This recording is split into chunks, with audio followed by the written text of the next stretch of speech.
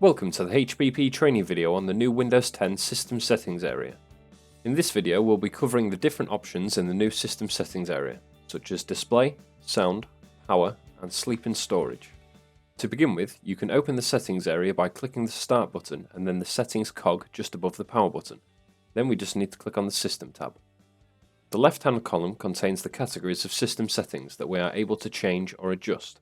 The first one is Display, where you can manage the display layout if you're using multiple monitors, enable nightlight, and change the size of text and apps, and also the resolution of your displays.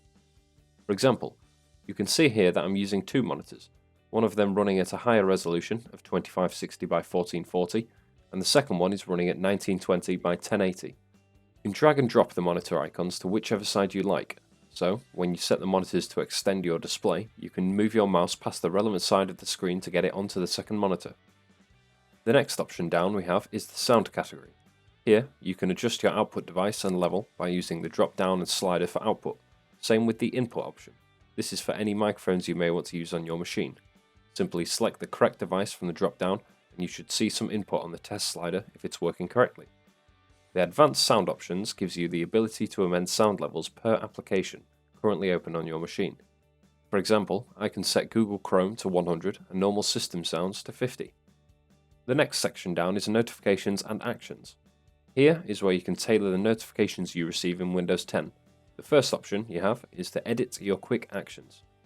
Clicking this button will bring up the Action Center and the quick action buttons at the bottom. You can now add or remove any of the shortcuts you like. Further down this settings page, you can tick or untick any of the notifications that you do or don't wish to receive, such as notifications on the lock screen window and Windows tips.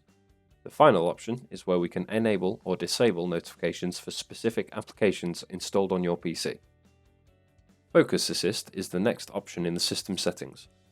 These options are pretty much further tailoring for your notifications in the Action Center. These are more for priority notifications where you can set a priority level for certain apps, set times for priority notifications, and when or when not to display notifications. The next option down is for Power and Sleep, where on a desktop, you can change the timer for when the screen turns off and when the PC goes to sleep. With a laptop, there are further options displayed here for when on battery power as well as when plugged in. Next down is the Storage area, where you can see the amount of disk space you've used on your storage devices and the categories that are using that disk space. Clicking further into the categories, you will get a detailed view of the exact folder structure that has the largest current file size. Tablet mode is the next option in these settings. This is only an option for users that have a device that can be used as a tablet, such as the Microsoft Surfaces and Lenovo touchscreen laptops. The tablet mode limits the view of normal Windows 10 and makes it easier to be used in a touchscreen mode. Your machine will automatically swap to tablet mode when removed from its base or dock. It will enable full screen for the Start menu, Windows Store apps and settings, but your desktop will be unavailable while in tablet mode. To manually enable or disable tablet mode, tap the Notification Center in the bottom right and click the Tablet Mode button. In the next option, we have Multitasking, where we have options for Snap Windows and the Virtual Desktop. Snap Windows is simply where you can snap two windows to either half of your screen. Simply grab the top window bar and move it to the far left or far right of the screen, and select your second window and they will automatically snap to either side. Certain devices will support projecting to this PC, where some Windows and Android devices can be mirrored onto your device's screen. This also works the other way around with Mirrorcast, where the PC can be mirrored on any compatible device such as a smart TV. The options that we have here are the security options for projecting, such as requiring a PIN for pairing and the ask to project to this PC. The next couple of options are Shared Experiences, Clipboard, and Remote Desktop. Shared Experiences gives you the ability to share content with a Bluetooth or Wi-Fi connected device, so you can drag and drop items from a smartphone directly to your Downloads folder of your PC. You can also manage message apps on the PC via your smartphone or tablet while using Share Across devices.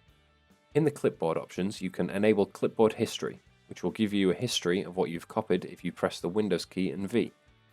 There's also the option for Device Sync, where you can receive the copied clipboard items from your PC on any device you sync it with.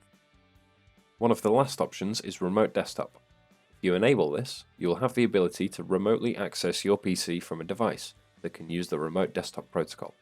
For example, you could enable this option and connect to your PC from a tablet while being nowhere near the machine itself. You can also specify which users can access this PC remotely. The final option we have in System Settings is About. This will give you a detailed description of your PC, including device specifications, what is currently being monitored and protected, and the exact Windows specifications of your machine. As you can see here, I'm running Windows 10 Pro 1903. Just at the bottom, there's links to changing or upgrading the edition of Windows.